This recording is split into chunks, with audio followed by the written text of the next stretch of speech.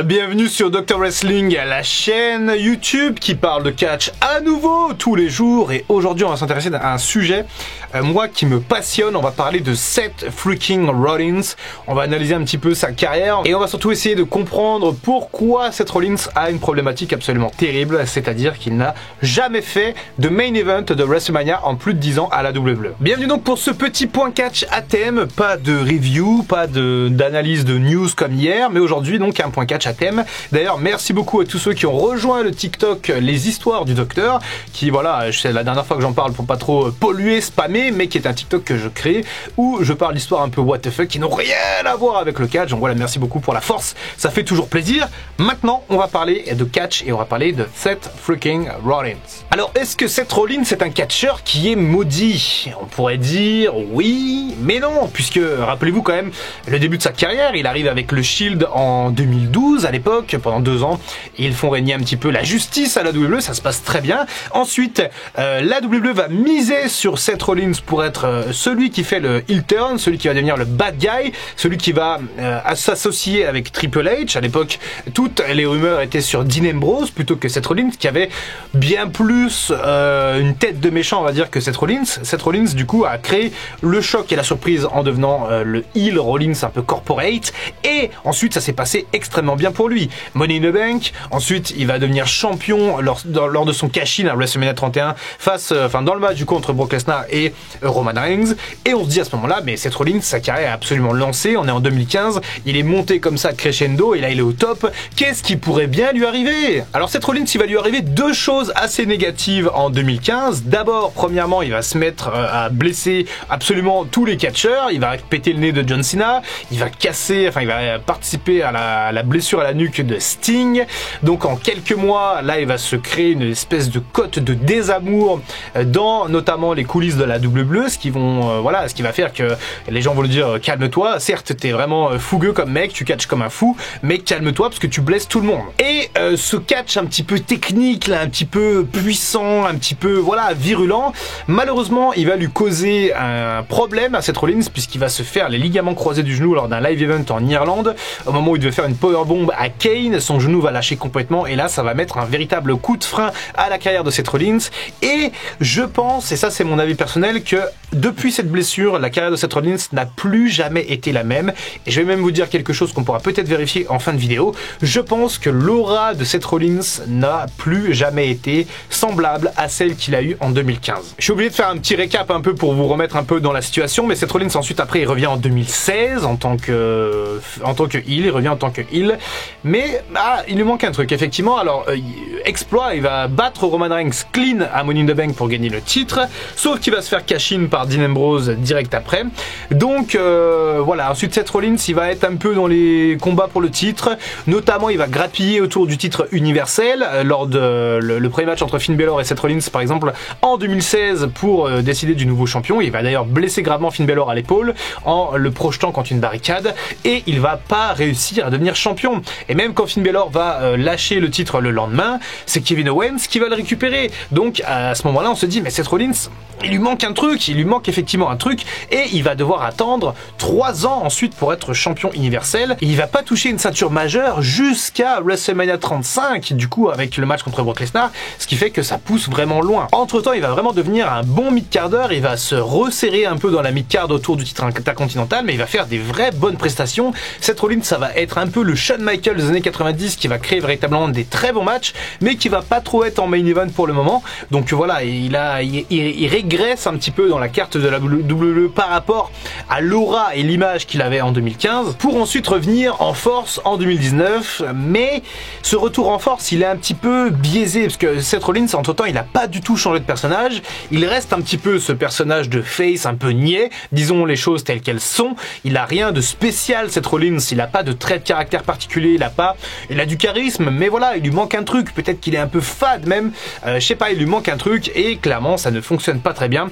Son règne de champion n'est pas très bon, il va perdre contre le Finn ensuite le titre à la fin de l'année 2019 après l'avoir perdu contre Lesnar et ensuite récupéré. Je crois qu'il y a une histoire de cash-in entre les deux. Bref, Seth Rollins en 2019 ça a été compliqué, mais il a été un peu celui qui a tenu la baraque de la WWE, parce qu'à l'époque Roman Reigns est en retour de sa leucémie, il est même absent durant une partie de l'année 2019, donc voilà, Seth Rollins va être le gars sur lequel on va builder en 2019 et malheureusement ça va pas très bien se passer puisque les cotes d'écoute vont être extrêmement basses, les ratings extrêmement bas, les rivalités vont être absolument terribles. Moi j'ai souvenir de la dernière fois que je suis allé voir un show de la WWE à Paris et d'une carte absolument terrible avec un main event entre Baron Corbin et Seth Rollins. J'avais payé 130 balles à l'époque parce que j'étais ringside et j'avais regretté, je m'étais dit mais plus jamais j'y retourne. Bon, les shows de la WWE que j'ai ratés entre temps ont été bien meilleurs. Donc voilà, j'ai juste pas eu de chance. Mais en gros, cette rivalité là de fin 2019 entre Rollins et Baron Corbin, rappelez-vous quand même que c'était le point culminant de ce qui se passait à la WWE. Donc voilà, Seth Rollins en main event, ça n'a pas fonctionné, ça a eu un goût très amer en 2019 et ensuite il y a eu un vrai changement puisqu'on est passé sur un heel turn avec ce personnage du Messiah. Et encore une fois, là on peut se poser la question, est-ce que ça a vraiment été bénéfique? Est-ce que ça a vraiment fonctionné? Est-ce que ça marche? Ces 3 dernières années, c'est passé beaucoup de choses pour Seth Rollins. Déjà, il y a eu une évolution dans son personnage, il est toujours un peu fou et toujours un peu intéressant, mais il est toujours aussi inconstant et inconsistant, je dirais, Seth Rollins. C'est-à-dire qu'en fait, il peut être extrêmement pertinent dans un main event du Royal Rumble face à Roman Reigns en 2022, mais ensuite, on peut le voir perdre dans des matchs un petit peu bateau ou lambda. Donc voilà, certes, on a fait tourner Seth Rollins heel, et certes, c'est extrêmement intéressant sur le papier, mais dans la pratique, c'est un peu plus compliqué que ça, parce là après on va faire l'analyse un peu des matchs de WrestleMania, parce que c'est aussi ça le thème de notre point catch, mais voilà, il n'a pas toujours été bâti comme ce catcheur dangereux finalement, un peu fou, un peu borderline, qui peut faire un peu des folies pour devenir champion. Malheureusement, je trouve que on navigue un peu à vue comme ça avec Seth Rollins, et il n'y a rien de concret. Et malheureusement, je vais vous dire quelque chose, là en 2023, certes après la victoire contre Logan Paul, il y a un truc qui se passe avec Seth Rollins, c'est la communion avec la foule. On peut voir lors de son entrée, c'est wow, c'est quand même assez incroyable. Mais malheureusement, j'ai peur qu'on aille nulle part avec Seth Rollins, et j'ai peur que Seth Rollins soit toujours cantonné à cette espèce de second rôle, un petit peu, c'est un peu, je dirais pas le laquais de Roman Reigns, puisque c'est quand même très péjoratif, mais à l'époque, Randy Savage, dans les années 90, c'était le laquais de Hulk Hogan, c'était le numéro 2, et bien, dans cette génération, Seth Rollins, c'est le numéro 2 de Roman Reigns, et c'est pas du tout comme dans les années 90, où on avait par exemple Shawn Michaels et Bret Hart qui étaient un peu sur le même niveau d'égalité, et ça donnait justement une espèce de rivalité générationnelle. Là, pourquoi est-ce que la WWE ne prépare pas, ou n'a pas déjà préparé, une rivalité générationnelle entre Roman Reigns et Seth Rollins? Je veux dire, il y a largement la place. On a vu au Royal Rumble 2022 que ça marche très bien entre les deux. Pourquoi vous n'avez pas créé une rivalité et une trilogie de matchs Rollins-Reigns à WrestleMania plutôt que de nous taper Brock Lesnar contre Reigns? Alors certes, Brock Lesnar il est plus mainstream, ok, mais je veux dire, à un moment donné, une stature, une legacy, ça se construit. Et vous allez pas me dire, la WWE, que vous n'avez pas été capable de construire correctement Seth Rollins. Ça fait 10 ans qu'il est là, et en 2015 ça se passait très bien. 2015 c'était il y a presque 10 ans, c'était il y a 8 ans, et depuis, c'est un peu, il est en train d'errer comme une âme en peine. Je suis désolé pour les fans de Seth Rollins, j'adore Seth Rollins, c'est un catcheur que j'aime beaucoup. Malheureusement, force est de constater que Seth Rollins aujourd'hui, il pourrait être bien mieux utilisé, bien mieux mis en avant, que ça pourrait être une attraction phare de la WWE, là où malheureusement, c'est juste une attraction un petit peu clownesque finalement. Alors analysons un petit peu son bilan à WrestleMania. Seth Rollins, il a 11 participations à WrestleMania, 7 victoires et 4 défaites, ce qui fait qu'il a quand même un palmarès assez équivoque pour lui. Malheureusement, je trouve que son palmarès, il est un petit peu, encore une fois, inconsistant, comme un petit peu son utilisation et son booking durant ces dernières années. Alors, on va pas revenir sur la période du Shield, mais effectivement, il y a ce cash-in à WrestleMania 31, où là, Seth Rollins marque l'histoire, clairement. Ensuite, il y a une espèce de logique, on va dire, puisqu'à WrestleMania 33, il affronte Triple H, c'est un petit peu l'élève qui va battre le maître. À WrestleMania 32, cherchez pas, il était blessé, il avait encore mal au genou. À WrestleMania 34, là, déjà, on est sur un retour dans la case mid-card, avec, enfin, même d'ailleurs, une arrivée dans la mid-card, puisqu'il n'y avait pas encore été, il avait directement été propulsé en main event, mais du coup avec ce triple menace qui est excellent avec Finn Balor et le Miz pour le titre intercontinental. WrestleMania 35, retour dans le main event avec ce match, moi que je trouve très bon, ce squash un peu avec Brock Lesnar là, en début de carte sur WrestleMania 35, je le trouve très bien, mais ensuite c'est le reste de l'année 2019 que je trouve vraiment borderline pour Seth Rollins. Et après malheureusement ça va partir en steak parce que son heel turn il va aussi être marqué par une série de défaites à WrestleMania pour Seth Rollins qui va être absolument terrible. D'abord la défaite contre Kevin Owens à WrestleMania 36 qui reste un match assez bon, même si il a été produit dans le fameux le Performance Center où il y avait personne lors de WrestleMania 36. On se rappelle tous de ce WrestleMania horrible du coup. Ensuite il y a le match contre Cesaro qui est excellent à WrestleMania 37, mais encore une fois qui marque une défaite de Seth Rollins, et on vient encore une fois mettre un coup au moral de Seth Rollins et surtout à sa construction, bordel. Quand tu perds comme ça à WrestleMania, t'es plus crédible ensuite pour aller battre un champion. Et l'année dernière, Seth Rollins ça a été le gars qui a été sacrifié pour l'arrivée de Cody Rhodes. Alors c'est différent. Pour WrestleMania 38, c'est différent parce que Cody Rhodes c'est quand même une grosse surprise, une grosse arrivée, c'est quand même un gros nom et la défaite est entre guillemets légitime. Mais si vous regardez bien, Seth Rollins il a beaucoup perdu. Il a perdu cette trilogie de matchs contre Cody Rhodes, ok. Il a perdu la trilogie également contre Edge avant.